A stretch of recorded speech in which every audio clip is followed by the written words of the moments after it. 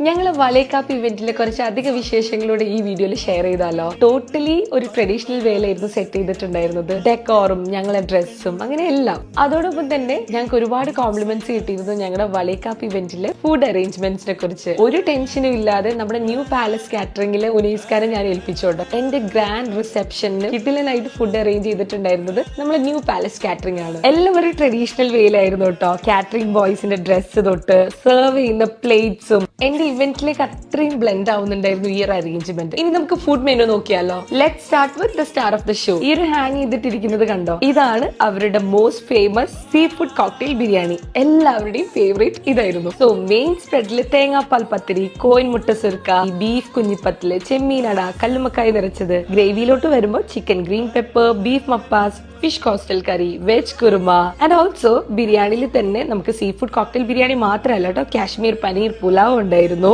Rice station ആണെങ്കിൽ live ആയിട്ട് counter പൊക്കോണ്ടിരിക്കുകയായിരുന്നു.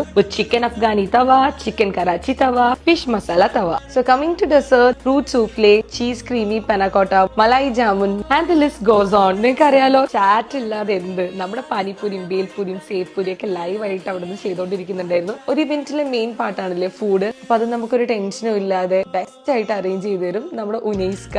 New palace കാറ്ററിംഗിനെ കോൺടാക്ട് ചെയ്യാം. And see you guys with another video.